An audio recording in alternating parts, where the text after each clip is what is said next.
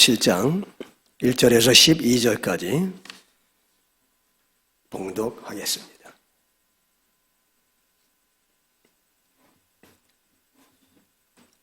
아브라함이 99세 때에 여호와께서 아브라함에게 나타나서 그에게 이르시되 나는 전능한 하나님이라. 너는 내 앞에서 행하여 완전하라. 나와 너 사이에 두어 너를 크게 번성하게 하리라 하시니, 아브라함이 엎드렸더니 하나님이 또 그에게 말씀하여 이르시되 보라, 내 언약이 너와 함께 있으니 너는 여러 민족의 아버지가 될지라. 이제 후로는 내 이름을 아브라함이라 하지 아니하고 아브라함이라 하리니 이는 내가 너를 여러 민족의 아버지가 되게 함이니라. 내가 내게서 민족들이 나게 하며 왕들이 내게로부터 나오리라. 내가 내 언약을 나와 너 및 내 대대 후손 사이에 세워서 영원한 언약을 삼고 너와 내 후손의 하나님이 되리라. 내가 너와 내 후손에게 내가 거류하는 이 땅곧 가나안 땅을 주어 영원한 기업이 되게 하고 나는 그들의 하나님이 되리라. 하나님이 또 아브라함에게 이르시되 그런즉 너는 내 언약을 지키고 내 후손도 대대로 지키라. 너희 중 남자는 다 할례를 받으라. 이것이 나와 너희와 너희 후손 사이에 지킬 내 언약이니라. 너희는 표피를 베어라. 이것이 나와 너희 사이의 언약의 표징이니라. 너희의 대대로 모든 남자는 집에서 난 자나 또는 너희 자손이 아니라 이방 사람에게서 돈으로 산 자를 막론하고 난 지 8일 만에 할례를 받을 것이라. 아멘. 할렐루야. 반갑습니다. 오늘도 주 앞에 나오신 여러분들에게 또 하늘의 은혜가 넘쳐나기를 주님 이름으로 축복합니다. 우리 옆에 분들한테 한번 인사하겠습니다. 만나 뵙게 돼서 반갑습니다. 이렇게 인사하시겠습니다. 자, 오늘은 본문을 중심으로 너는 내 앞에서 완전하라 라는 제목으로 은혜의 말씀을 선포하겠습니다. 자, 우리 창세기 17장 1절 말씀을 봉독하겠습니다. 1절 함께 봉독합니다. 시작. 아브라함이 99세 때 여호와께서 아브라함에게 나타나서 그에게 이르시되 나는 전능한 하나님이라. 너는 내 앞에서 행하여 완전하라. 아멘. 99세 때 하나님이 아브라함에게 나타났다. 그렇게 말씀을 했습니다.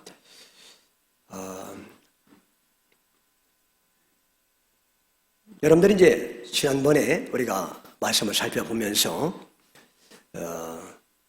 하나님께서 자식이 없던 아브라함에게 자식을 주시겠다고 그렇게 말씀을 했습니다.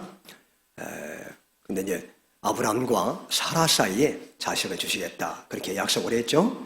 그리고 그 자손이 하늘의 별처럼 많아지게 될 것이고 그 자손 가운데 또 메시아가 탄생하게 될 것이다. 그래서 그 메시아를 통해서 천하 만민이 복을 받게 될 것이다. 그런 약속을 주셨습니다.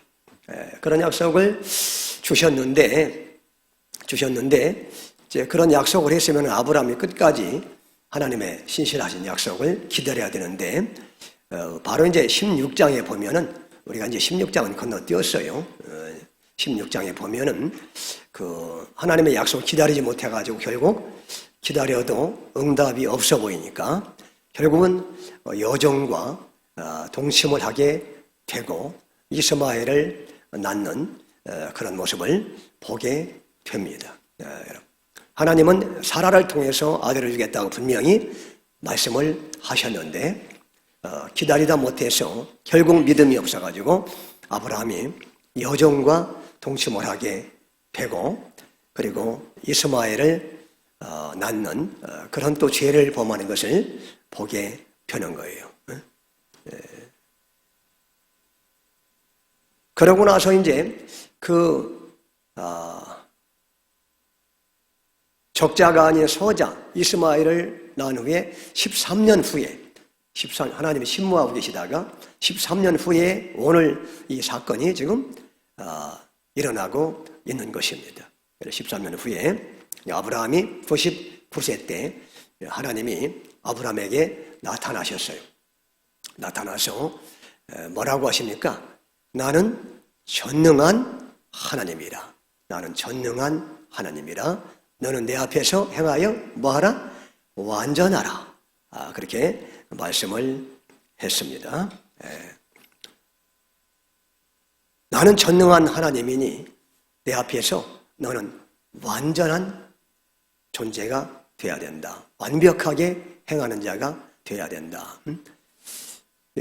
전능하시고 완벽하신 하나님의 백성들은 그 완전하신 하나님답게 완전한 행함이 있어야 된다 하는 것을 지금 말씀하고 있는 것이죠. 그래서 이제 이거는 이제 앞으로 있을 일을 상징적으로 보여주는 말씀이라고 얘기할 수가 있어요. 그로부터 이제 수백 년 후에 하나님이 이스라엘 백성들에게 시내산에서 무엇을 줍니까? 율법을 주죠. 율법을 줘요. 그러니까 오늘 아브라함에 나타나서 하나님이 너는 내 앞에서 행하여 완전하라는 말씀은 뭐냐면 이제 한참 후에 시내산에서 하나님이 이스라엘 백성들에게 율법을 주시면서 그 율법을 온전하게 지켜서 완전하라는 그런 말씀을 상징적으로 미리 예표적으로 보여주는 사건이다. 그렇게 말할 수가 있다는 겁니다. 이게.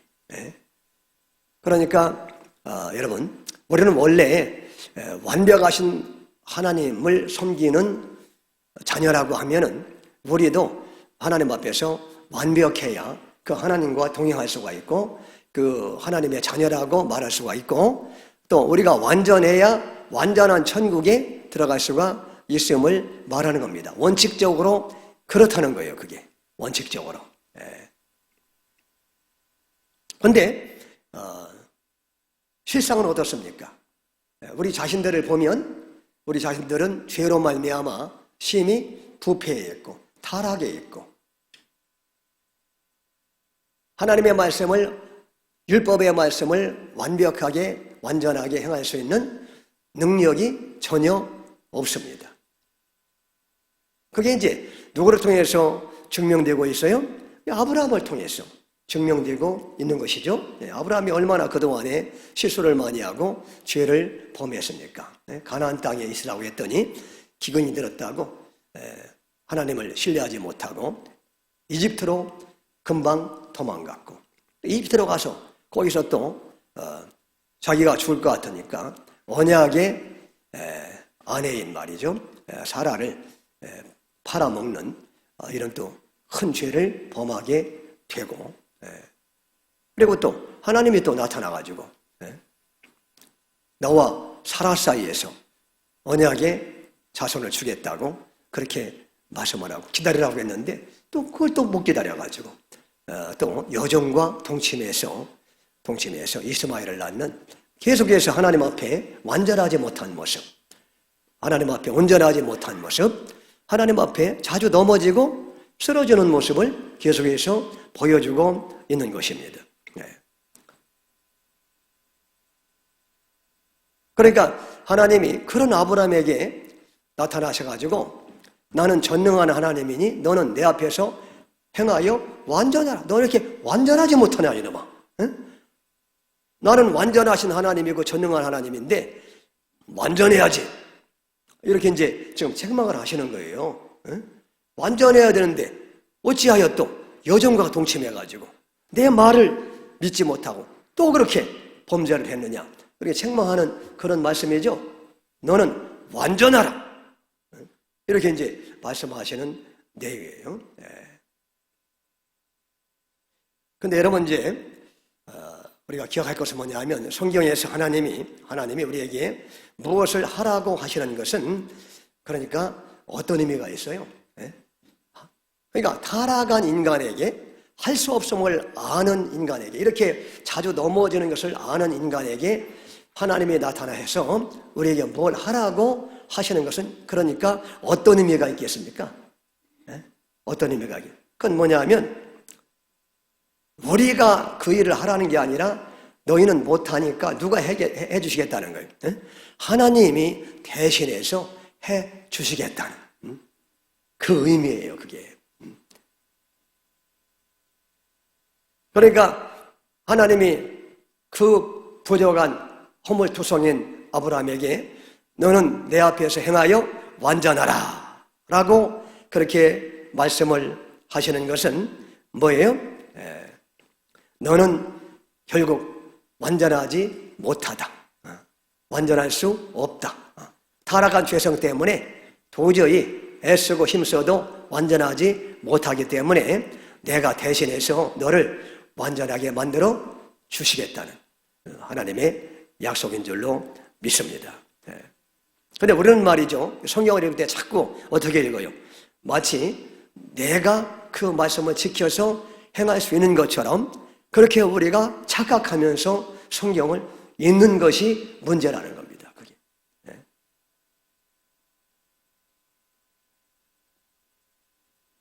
그래서 성경을 읽을 때 먼저 자신으로 대입하지 말라고 요즘에 제가 여러 번 말씀을 드리죠. 성경을 읽었을 때 아멘 하면서 내가 그렇게 행하겠습니다. 먼저 자신을 대입하면 성경을 잘못 읽는 것이다. 그렇게 제가 여러 번 말씀을 드렸습니다. 그러니까 성경을 읽을 때 언제나 내가 열심히 하면 이 말씀을 지켜낼 수가 있다. 열심히 하면 내가 복을 받을 수 있다. 열심히 하면 내가 천국에 들어갈 수 있다. 이렇게 내가 열심히 하면 무엇이든지 할 수 있다는 그런 관점으로 성경을 읽으면 그게 이제 어떤 관점으로 읽는 것이에요? 그게 율법적인 관점으로 성경을 읽는 겁니다. 그게 율법적인 관점으로. 바리새인들이 성경을 그렇게 내가 그 말씀을 읽으면서 할 수 있다고 하는 그런 생각으로 율법적인 관점으로 읽었다가 바리새인들이 버림당하고 다 지옥에 들어가게 됐다고 성경이 우리에게 말씀하지 않습니까? 그죠? 그러니까 여러분 성경을 읽을 때 내가 열심히 하면 그걸 이룰 수 있다는 그런 율법적인 관점으로 읽을 것이 아니고 어떻게 읽어야 돼요? 나는 아무리 애쓰고 힘써도 그 말씀대로 지킬 수 있는 능력이 없습니다. 저는 자주 넘어지고 실패하는 죄인입니다. 그럼에도 불구하고 주님께서 나를 위해서 십자가에 피 흘려 돌아가심으로 이런 실패를 보혈의 피로 씻어서 용서해 주시고 주님이 저를 대신해서 완벽하게 그 말씀을 지켜 행하심으로 제게 의를 허락해 주셨습니다. 그러므로 제가 예수님을 꼭 붙잡습니다.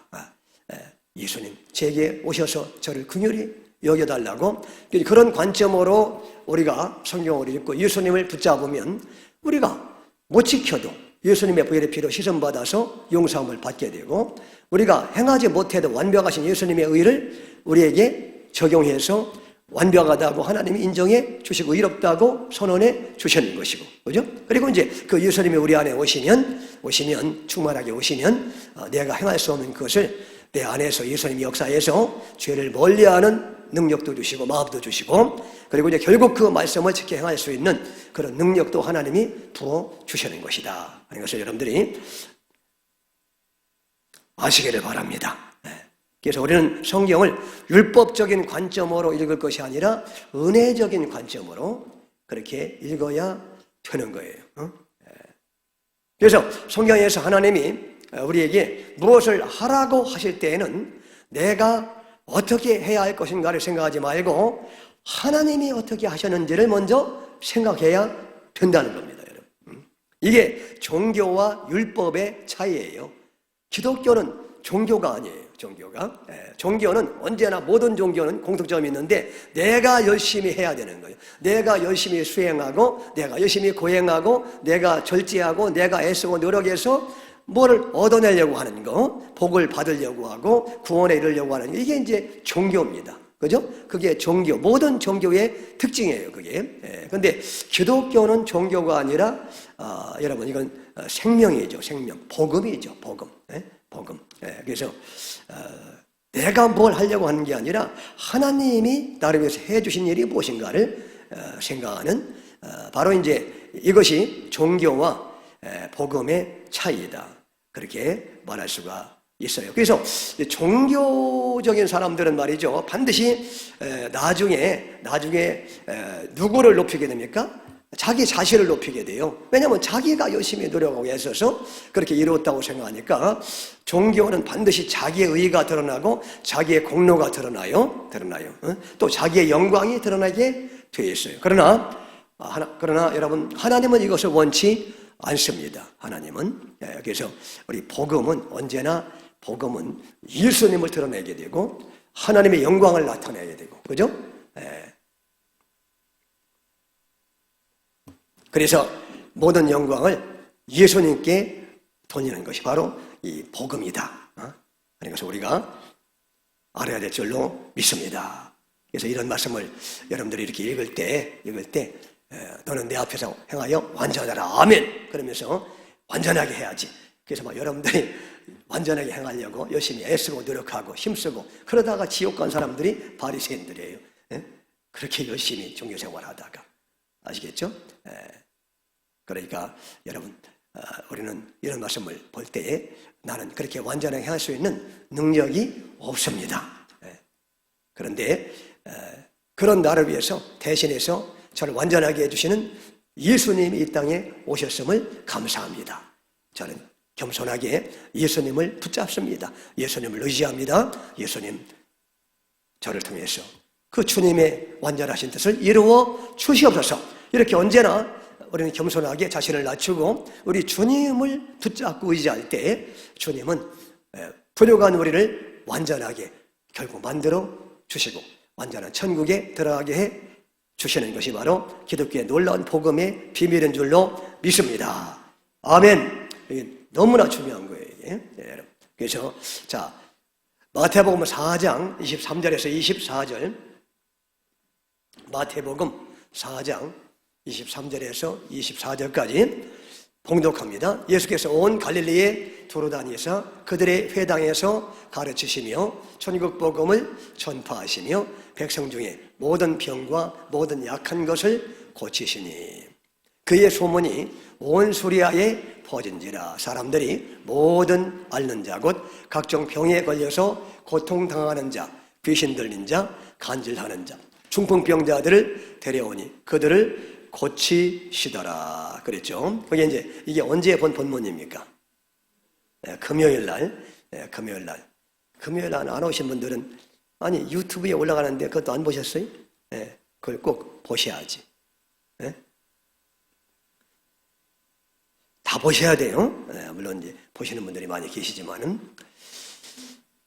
우리 이제 이런 말씀을 읽을 때 어떻게 된다고 했어요? 여기는 이제 예수님이 이 땅에 오셔서 하시는 일을 말씀하고 있어. 예수님이 행하시는 일을 예수님이 어떤 일을 행하셨다는 거예요? 온 갈릴리는 못 사는 동네, 가난한 동네, 멸시받는 동네에 있었어요. 그러니까 예수님은 이 땅에서 누구에게 오시느냐?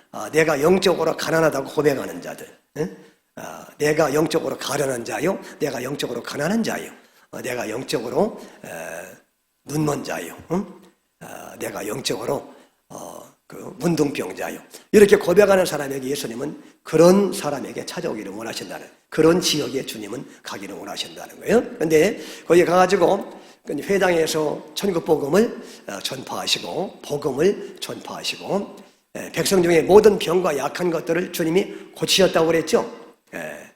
고치셨다. 그러니까 우리가 이런 말씀을 이제 읽으면서 말이죠. 무슨 생각을 하게 돼요?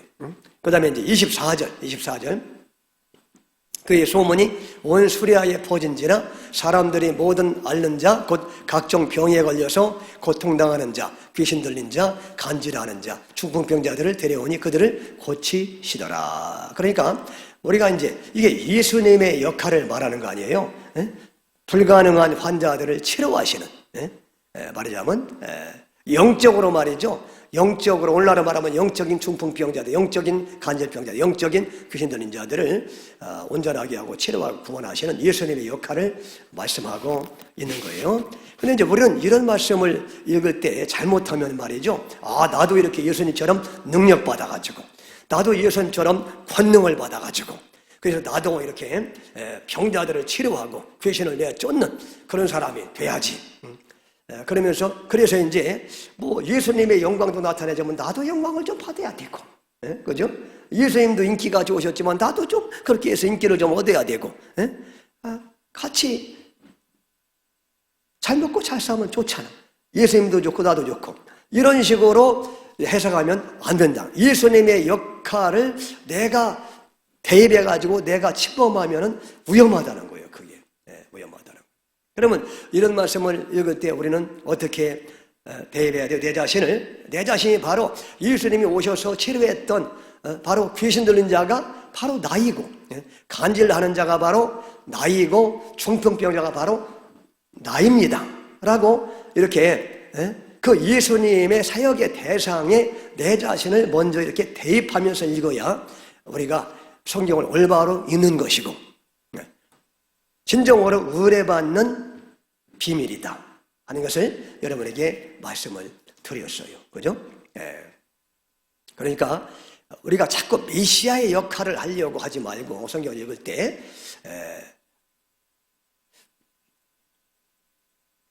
그게 아니라 나는 언제나 할 수 없는 죄인임을 고백하고 무능한 존재임을 고백하고 병든 존재임을 언제나 먼저 고백해야 된다는 거예요. 그죠? 그래서 여기 귀신 들린 자를 예수님이 치료했다.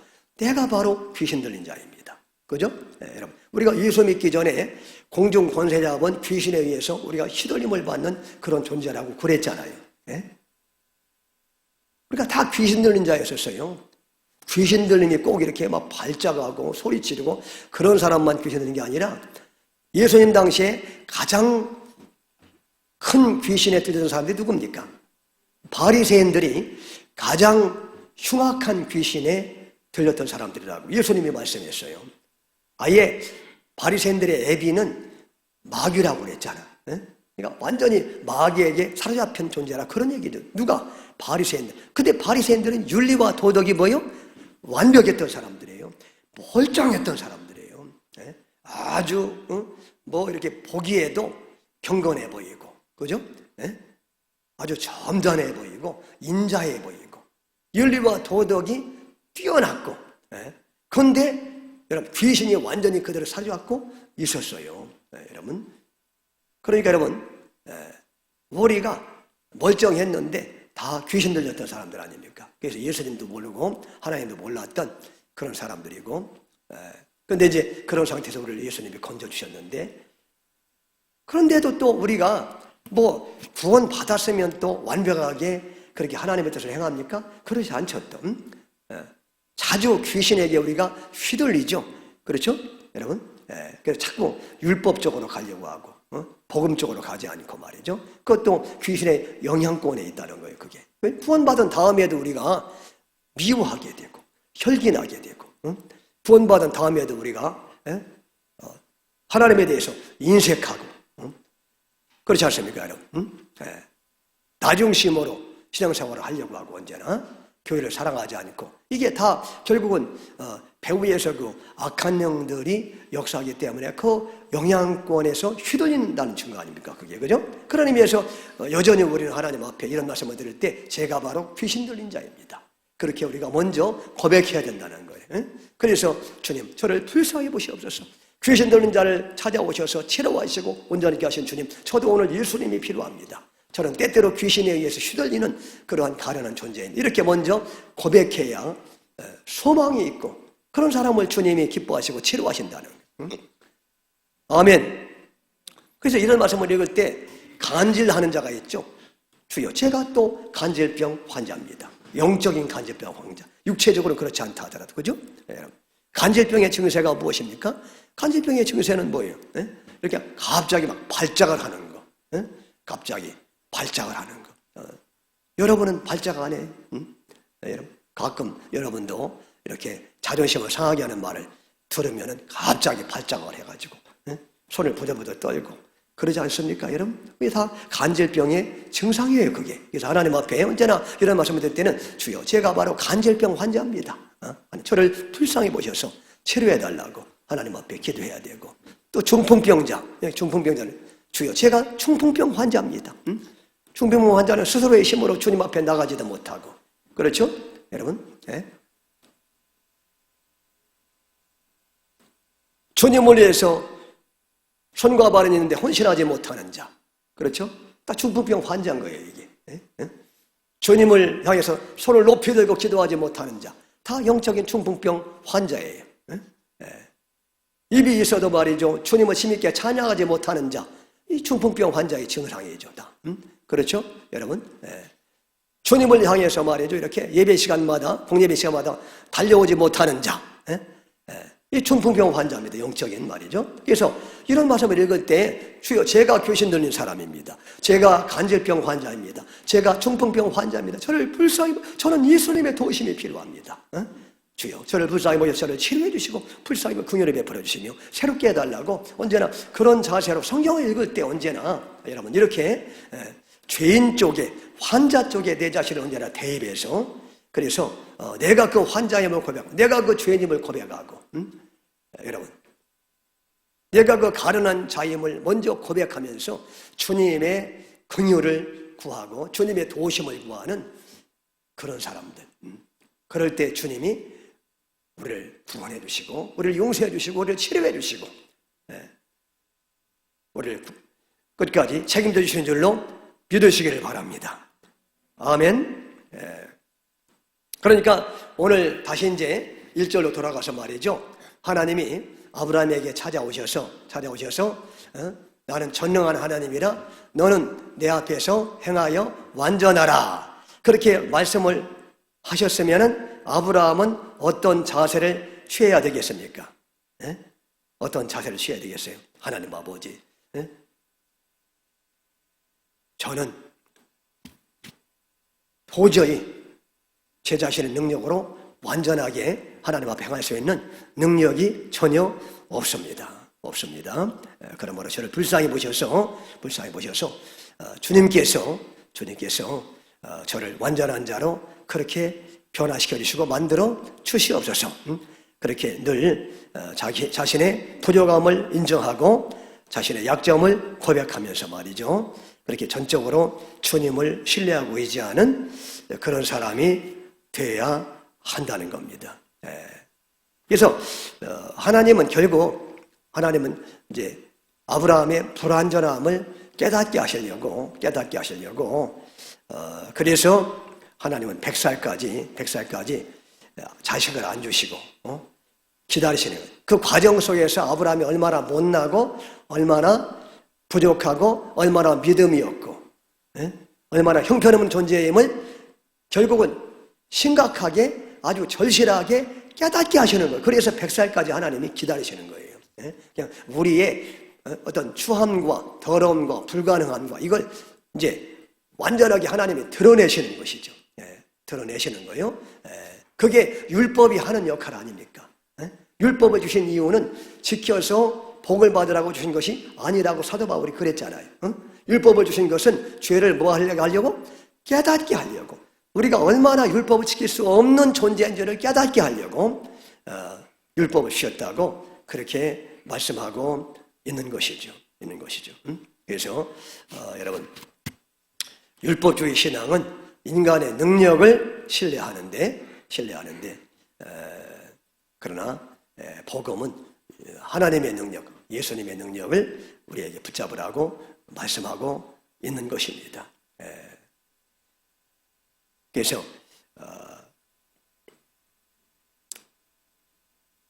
교회에서는 어떻게 가르쳐야 되냐면은 어떤 경우에도 예수님을 배반하면 안 됩니다. 이렇게 이제 가르칠 게 아니고 어른 때때로 주님을 배반하는 죄인들임을 하나님 앞에 고백해야 됩니다. 그래서 그렇기 때문에 언제나 우리가 은혜의 주님을 신뢰해야 됩니다. 붙잡아야 됩니다. 그렇게 우리가 가르쳐야 된다는 거예요. 베드로도 예수님이 너희가 나를 다 배반할 것이다 그렇게 말하니까 베드로가 큰 소리로 어이 무슨 말씀을 그렇게 하시냐고. 다른 사람은 몰라도 저는 절대로 주님을 배신하지 않습니다. 그렇게 이제 큰 소리 쳤잖아요. 네, 그랬더니 예수님이 그렇게 자신의 능력을 의지하고 결심하는 베드로 향해서 멀리 갈 것도 없고 내가 오늘 밤에 한 번도 아니고 두 번도 아니고 세 번 나를 부인하고 배신하고 저주할 것이다. 그렇게 주님이 말씀을 하잖아요. 아니나 다를까 절대로 배신하지 않겠다고 큰 소리 쳤던 베드로가 몇 시간 지나도 않아가지고 그것도 어린 소녀 앞에서 비겁하게 예수님을 모르고 나는 예수님을 전혀 모른다고 욕하고 저주하고 그렇게 예수님을 배신하는 그런 모습을 보여주고 있지 않습니까? 그러니까 여러분 인간은 그렇게 자신의 의지와 노력과 결단으로 그렇게 나가면 언제나 실패할 수밖에 없는 그런 존재임을 다시 한번 우리에게 말씀하고 있는 거예요. 자, 2절 말씀 보겠습니다. 2절 보면은 또 봉독합니다. 시작. 내가 내 언약을 나와 너 사이에 두어 너를 크게 번성하게 하리라 하시니 그랬죠. 그러면서 이제 2절에 하나님이 그 언약을 너와 나 사이에 두어서 너를 크게 번성하게 하겠다. 그렇게 말씀하고 있죠. 그러니까 결국 이제 1절에서는 이제 완전하게 행하라. 그렇게 이제 말씀하고 율법을 이제 던져놓고 결국은 이제 행할 수 없잖아요. 아브라함이 행할 수 없음을 아시는 하나님께서 그래서 내가 너와 나 사이에 언약을 세우겠다. 다시 이제 그 왜 지난번에 그 고기를 쪼개놓고 하나님이 언약식을 했잖아요. 그때 그 했던 언약을 다시 갱신하는, 다시 환식해주는, 다시 기억하게 만드는 그런 시간이라고 말할 수가 있어요. 그러면서 다시 또 언약을 하나님이 환식해 주시는 그런 모습을 발견하게 되는 겁니다. 언약을. 근데 여러분, 그 언약의 내용이 뭐라겠습니까? 언약의 내용은 바로 이제 에레미야서 보면은 에레미야서에 나오죠. 에레미야 31장 33절 봉독합니다. 시작. 그러나 그날 후에 내가 이스라엘 집과 맺을 언약은 이러하니 곧 내가 나의 법을 그들의 속에 두며 그들의 마음에 기록하여 나는 그들의 하나님이 되고 그들은 내 백성이 될 것이라 여호와의 말씀이니라. 이게 이제 언약의 내용이라고 했어요. 그래서 이 말씀이 종종 나오죠. 나는 그들의 하나님이 되고 그들은 내 백성이 될 것이다. 이게 언약의 핵심 내용이라고 했죠. 이게 성경에 자주 나옵니다. 이게 너무 중요하기 때문에. 그래서 나는 그들의 하나님이 되고 그들은 내 백성이 될 것이다. 그런 얘기죠. 원래 너희들은 내 백성이 될 만한 자격이 전혀 없고 더럽고 추한 존재들인데 내가 많은 사람 가운데 너희를 내 백성으로 택해서 이제 예수님의 피를 적용하고 예수님의 공로를 적용해서 너희들을 피로 씻어서 정결케 하고 그 다음에 예수님의 의를 적용해서 의롭다고 하고 그 다음에 예수님이 너희 안에 들어가셔서 그래서 죄를 멀리하고 결국은 말씀을 지켜내는 그런 사람으로 만들어서 결국은 내 백성도 한 백성으로 삼아서 천국에 들어가게 될 것이고 그 과정 속에서 나는 너희 하나님이 돼가지고 결코 한번 언약에 세운 너희를 떠나지 않고 버리지 않고 끝까지 너 인생 가운데 그렇게 인도해 가겠다는 그런 하나님의 약속이에요. 그러니까 하나님의 열심으로 하시겠다는 거예요. 우리 인간은 자주 넘어지고 실패해도 우리를 버리거나 떠나지 않고 결국 하나님의 열심으로 그 약속을 이루겠다는 그런 말씀인 줄로 믿습니다. 그 다음에 3절 말씀 보죠. 3절을 보면은 아브라함이 엎드렸더니 하나님이 또 그에게 말씀하여 이르시되 4절 보라 내 언약이 너와 함께 있으니 너는 여러 민족의 아버지가 될지라. 5절 이제 후로는 내 이름을 아브라함이라 하지 아니하고 아브라함이라 하리니 이는 내가 너를 여러 민족의 아버지가 되게 하려 함이라 그랬죠. 그래서 아브라함에서 이제 아브라함으로 그 이름을 바꿔주는 그런 모습을 볼 수 있어요. 원래 아브라함은 존귀한 아비라는 뜻이고, 존귀한 아비. 근데 존귀한 아비는 그 가정에서 존귀하다는 그런 얘기죠. 가정에서 존귀한 아비라는 뜻이고, 아브라함 하나님 바꿔주신 이름인 아브라함은 뭐예요? 열국의 아비, 많은 민족의 아비라고 하는 그런 뜻이죠. 그러니까 이제 아브라함을 장차 열국의 아비로 삼아주고, 결국 그의 후손을 통해서 이제 메시아 예수님이 등장해서, 그래서 이제 예수님을 통해서 만민이 복을 받게 만드는 그런 사람이 되게 하겠다는 그런 하나님의 말씀이죠. 그러니까 결국 이제 그 하나님께서 아브라함을 통해서 그렇게 하나님의 목적을 이루시겠다고 하는 그 말씀이에요. 그러니까 우리가 예수님을 믿으면은 이렇게 우리 이름을 하나님이 바꿔주신다는 겁니다. 그동안은 이제 뭐 그냥 내 자신의 부귀영화나 추구하는 개인적인 목표를 가지고 살았다면, 예수님을 믿은 다음에는 이제 원대한 하나님의 뜻을 이루는데, 그것도 뭐냐 하면 그 메시아 예수님 통해서 천하 만민이 복을 받게 만드는 그 일이니까, 예수님을 믿은 다음에는 우리의 인생의 목적이 바뀌는데, 예수님 믿기 전에는 뭐요? 내 자신의 부귀영화, 개인적인 영화였다고 하면, 예수님 믿은 다음에는 이제는 예수님을 사람들에게 증거하고 믿게 만들고 예수님을 높이는, 그래서 하나님의 뜻을 이루는 그런 인생이 되게 만들어주겠다. 그게 아브라함을 아브라함으로 바꿔주시는 하나님의 뜻입니다. 그게. 아멘. 그러니까 예수님을 믿으면 그렇게 그동안에 이제 내 자신의 부귀영화를 위해서 살겠다는 목표를 가지고 살았는데, 이제는 우리 이름이 바뀌어요. 이름이 바뀌면서, 그러면서 이제는 나머지 인생 내 뜻이 아니라 하나님의 뜻을 이루는 인생이 되고, 그리고 결국은 이제 하나님의 뜻이 뭐냐 하면 예수님을 사람들에게 증거하고 나타내고 자랑하고, 그리고 복음을 증거하는 그런 사람으로, 예수님의 복음을 입으로 증거하고 우리의 삶으로 증거하고 예수님의 향기를 드러내는 그런 사람으로 하나님이 바꾸어 주신다는 그런 의미죠. 아멘. 6절 말씀.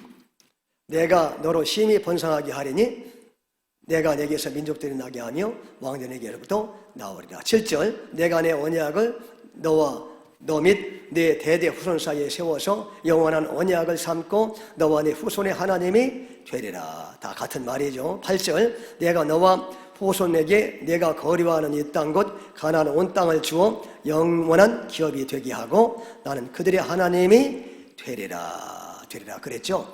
여기도 보면은 말이죠. 내가 너와 후손에게 가나안 땅을 주어 영원한 기업이 되게 하리라.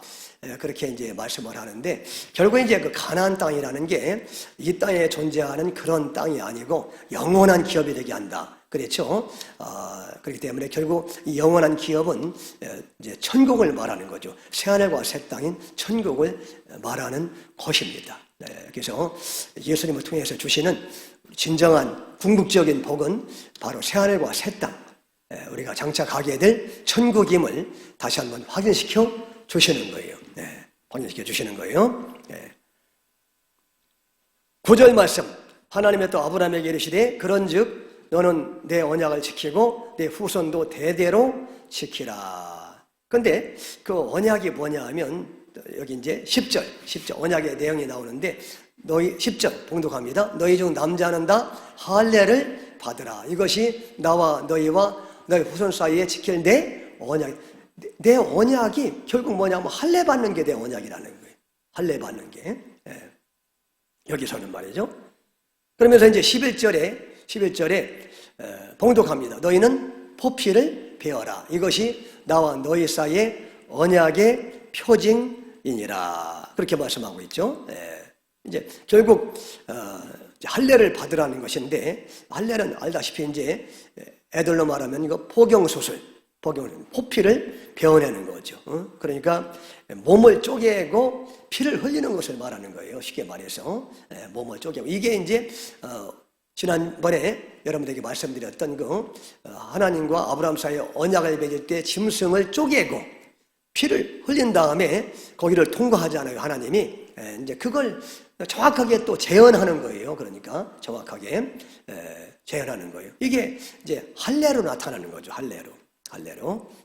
그러니까 그 할례를 행함으로 말미암아 이제 다시 한번 그 횃불 언약을 다시 한번 기억하게 만드는 것이고, 결국 우리는 그렇게 자주 하나님의 말씀을 어기고 또 자주 넘어지고 자빠지고 그러면서 결국 우리가 죽음을 당할 수밖에 없고 저주를 받을 수밖에 없고, 우리는 죽었다 깨어나도 하나님 앞에서 완전할 수 없는 그런 존재. 그러니까 절대로 우리는 우리의 힘으로 천국에 갈 수 없는, 지옥에 갈 수밖에 없는 그런 존재지만, 그러나 앞으로 이제 언약의 후손이신 예수님이 오셔가지고 그분의 살을 찢어주시고 그분의 피를 흘려주심으로 결국 나를 완전한 자로 만들어 주시겠다고 하는 하나님의 약속이 이루어진다 하는 것을 언제나 바라보고 믿으라는 의미에서 할례를 행하라고 그렇게 지금 말씀하는 줄로 믿습니다.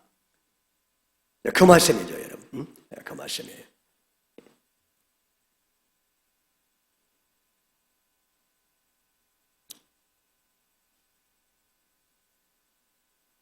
그래서 자, 그 다음에 12절 말씀도 12절 마지막으로 12절 봉독합니다. 너희의 대대로 모든 남자는 집에서 난 자나 또는 너희 자손이 아니라 이방 사람에게서 돈으로 산 자를 막론하고 난 지 8일 만에 할례를 받을 것이니라.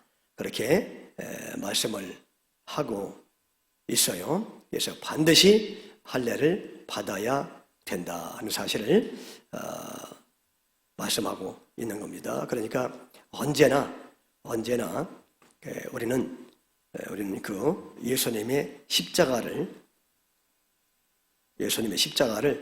언제나 붙잡고 그렇게 살아야 되는 존재임을 말씀하고 있어요. 여기 이제 특별히 난 지 8일 만에 할례를 행하라고 그렇게 말씀하고 있죠. 왜 8일일까? 8일째 왜 할례를 받으라고 할까? 여러분, 그 하나님이 창세기 보면은 천지를 엿새 동안에 창조한 다음에 7째 날에 쉬셨죠. 7째 날에 안식을 하셨다고 그렇게 말씀하고 있어요. 그러니까 엿새 날 열심히 일하시고 7째 날 쉬셨다는 것은 우리 인간도 이 땅에서 열심히 일하다가 이제 이 땅을 떠나는 날 안식할 날이 있음을 우리에게 말씀하고 있는 것이고, 근데 이제 할례는 제 8일에 그렇게 받잖아요. 그러니까 그 주일의 개념이 원래 제 7일은 안식일에서 그 다음 날이 주일이잖아요, 원래. 그러니까 8일째가 주일이에요, 주일. 그러니까 안식일이 원래 토요일이에요, 토요일. 구약의 개념으로는. 그래서 안식교는 토요일을 안식일 날로 지키잖아요. 그리고 이제 우리는 그 8일, 그 다음 날, 주일날이죠. 그러니까 주일날 우리가 주일로 지키고 있는데, 그러니까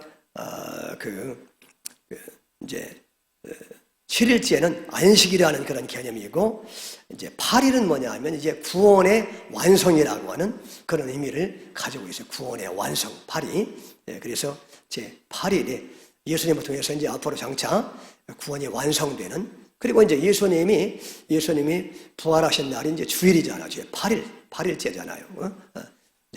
그래서 이렇게 예수님이 십자가를 지심으로 또 부활하심으로 구원이 완성된 그날을 기념하면서 구원의 완성이라는 개념으로 8일에 할례를 받으라고 그렇게 지금 말씀하고 있다는 겁니다.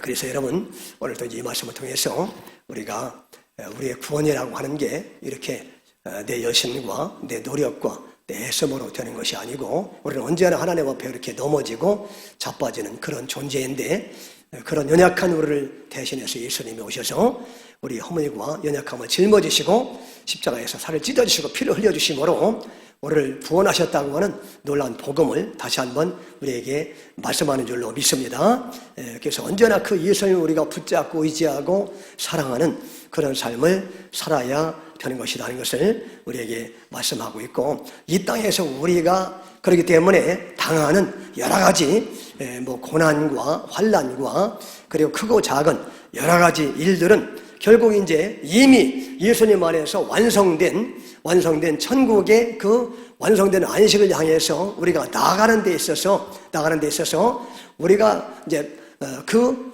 천국에 합당한 사람으로 우리가 이제 우리 자신이 변화되어야 되기 때문에 하나님이 필요하기 때문에 우리에게 주시는 그런 고난이고 연단이고 훈련임을 우리가 기억하고 어떤 일을 당해도 결코 낙심하거나 실망하지 말고, 결국 우리의 구원이라는 것은 천국에 이미 완성됐잖아요. 예수님의 십자가의 죽으심과 부활을 통해서, 그죠? 그리고 그 예수님이 부활 승천하셔서 하나님 보좌 우편에 앉아 계신데, 에베소 2장에 보니까 저와 여러분도 그 예수님과 함께 옛사람이 이미 죽었고, 예수님이 부활할 때 우리 영혼도 새 사람으로 부활했고, 예수님이 하늘 보좌에 오른편에 앉으셨을 때 우리도 거기에 함께 지금 앉혀져 있다고 그랬어요. 그러니까 이미 사실 영적으로 보면은 우리의 구원은 이미 지금 완성된 상태예요. 우리가 완성된 상태라고요.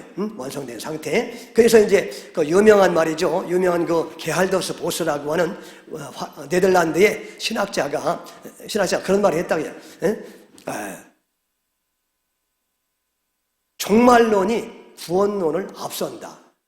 그 말은 뭐냐면 정확하게 말하면 종말론이 창조론을 앞선다는 그런 의미예요. 그게 깊이 들어가면. 그러니까 이미 창세 전에 사실 우리의 구원은 이미 완성된, 하나님은 계획하면 이미 동시에 완성이 되는 거야. 하나 전능하기 때문에, 그죠? 우리 인간은 뭘 계획하면 말이죠, 뭘 또 행해. 하나님은 일단 계획했으면 이미 전능하기 때문에 이미 완성된 거예요. 주님 안에서. 그러니까 창세 전에 예수님이 죽으셨다고 그랬잖아요. 창세 전에. 응? 주님이 계획했으면 벌써 이루어진 거예요. 창세 전에. 그러니까 우리의 구원도 창세 전에 이미 완성돼서 우리는 지금 영적으로 보면 이미 예수님 안에서 천국에 지금 앉혀져 있는 줄로 믿으시기 바랍니다. 에베소 2장에 이미 앉혀져 있다고. 그렇게 완료형으로 돼 있어요. 그러니까 우리는 이미 이제 예수님 안에서 끝난 거야, 다. 예수님 안에서 완전한 자가 되어가지고 지금 하나님 보좌 우편에 앉아있고 새하늘과 새 땅이 이미 확보가 됐어요. 그래서 우리가 더 이상 우리가 여러분이 부동산을 원하고 부귀와 영화를 원하고 그런 거 이미 천국에 다 이미 확보가 됐다는 거예요. 그러니까 천국 상급의 개념을 여러분들이 이제 새롭게 아셔야 돼요. 나중에 이제 제가 설명을 하겠지만 이미 확보가 됐어요. 더 이상 여러분들은 더 이상의 복을 받을 수 없을 만큼 이미 예수님 안에서 복을 받은 줄로 믿습니다. 왜냐하면 이미 천국에서 새하늘과 새 땅이 확보가 됐으니까. 그러면 이 땅에서의 삶이라는 건 뭐냐 하면 그 확보된 그 땅을, 확보된 천국을 누리기에 합당한 사람으로 이제 하나님이 이렇게 빚어나가는 과정에 불과해요. 이 세상의 삶이라는 게. 아시겠죠? 그러니까 이 땅에서 여러분들이 이제 뭐 좀 어려움을 당하고 뭐 때때로 직장을 잃어버리기도 하고 때때로 말이죠, 사업이 망하기도 하고 그런 과정이라는 게 뭐겠어요? 그런 과정이 뭐겠느냐고. 그 의미가 뭐겠느냐고. 그게 여러분을 망하게 하는 걸까요, 그게? 아니겠죠. 뭐예요? 결국 이미 확보되어 있는 그 새하늘과 새 땅에 합당한, 천국에 합당한 하나님의 백성당한 백성으로 여러분들을 빚어 만드시는 하나님의 그 놀라운 축복의 과정에 불과한 거예요, 그게. 아시겠죠? 이 땅에서 당하는 고난이라는 게 심지어 질병까지도 포함해가지고, 그래서 이제 그런 걸 통해서 이미 확보되어 있는 그 천국을 누리기에 합당한 사람으로 여러분들을 이렇게 연단하시고 변화시키는 그런 과정이라고, 그게.